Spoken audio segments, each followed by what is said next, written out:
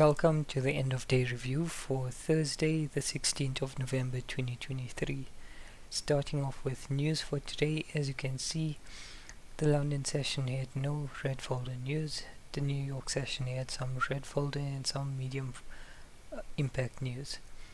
The USD news for the US session was negative for the USD, therefore the pairs we trade, GU and EU, were expected to go up, and USDCAD was expected to go down based on the news release. Based on the news release, of course, we want to fade the news, so we want to trade in line with the news release because this is logical.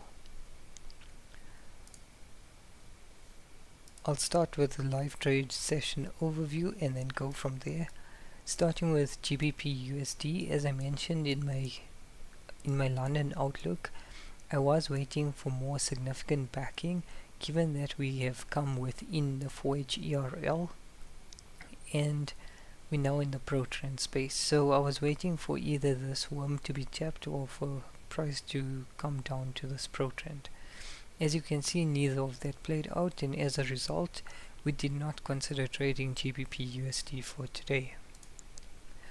Moving into EURUSD, I was interested in trading this pair for today. My bias from the London session was to take a long, given that ERL continuation momentum was likely still at play, and primarily because price is still within, or rather price is outside of the ERL range. As a result, I was focused on taking longs on this pair for the day. I got the direction right. As you can see, target was reached. However, as you will see on the 5-minute, the trades I intended to take either didn't get tagged or was cancelled prior. Starting with the first trade that I set the limit order but then subsequently removed it for the reasons were as follows. As you can see over here, demand to control, we could justify it with this range and then the subsequent demand holding by explaining that this stepped into the range, a demand range, so demand was in control. However, we subsequently got a shock and then price slowly trickled down all the way into the lull. At this point it was more prudent to assume that supply had taken control than to leave this trade open. I therefore closed this trade, and what you can see, what subsequently happened was we came back into a supply extreme and then we broke structure, further validating that supply is indeed in control. This trade was thus invalid, and keeping it open was not logical and was not according to our trade plan. Therefore, this trade has no bearing on our end of day review. Moving into the New York session, as you can see at 15:30, the news release for unemployment claims came out and the EURUSD went up as expected in line with the news release. Unfortunately, what then subsequently happened is prices continued to move up, never came back into our potential entry area and achieved our target. At this point I was looking for a chain to develop with the intention to target the ADR for the day. However, as you can see, that wasn't reached and neither was a chain developed. Over here there is simply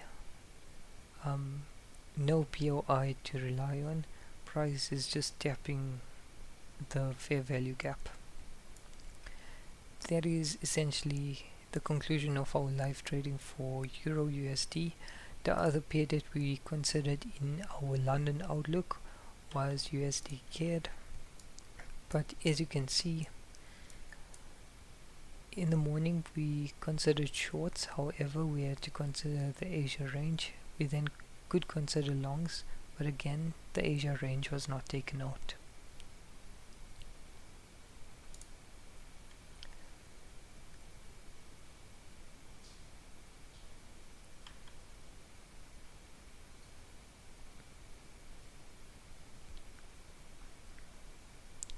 Coming into the New York session, we could consider shorts from the WIM, but again we had to wait for the London session range liquidity to be taken out on one side before considering any entries.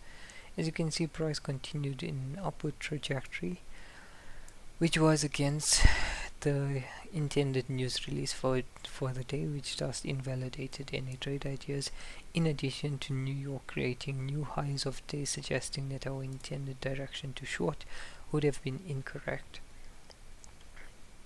In terms of the daily bias, what we can see is we had 2 consecutive bearish candles. The likelihood of a third bearish candle is low, but we can trade on that assumption based on the latest trade plan revision. However, as you can see, the longs played out, which is fine. At least we didn't take a loss unnecessarily. That brings me to the conclusion of my light trade analysis for the day. I'll now do an EOD review. However, my EOD review for this day in particular will be on EURUSD, as that's the pair that I was most likely to trade for the day. My primary pair did not yield any opportunities or any reason to consider the 5-minute, and thus there's no need for an end of day review. As usual, I will mark up my charts, and then subsequent to that I will subsequent to that, if there's any key pointers I want to mention, I will mention it at the end of this video.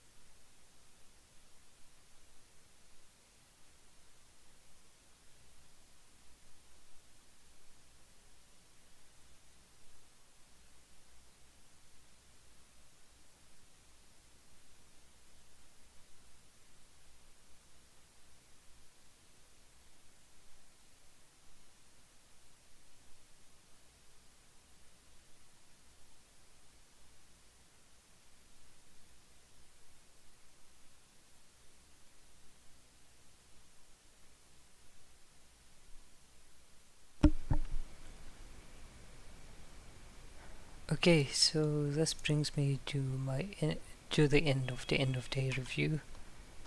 Just to quickly recap on Euro USD starting from the daily. As you can see, yesterday we had our reset point with a bearish candle, so today was a neutral daily bias. As I said, we were in ERL continuation momentum, hence why longs made sense and the swing high was our target. And then, as you can see, we waited for the Asia range to be swept, and then we had this valid demand to trade from, and I wanted to trade this demand because it is associated with the extreme of the low of the day. I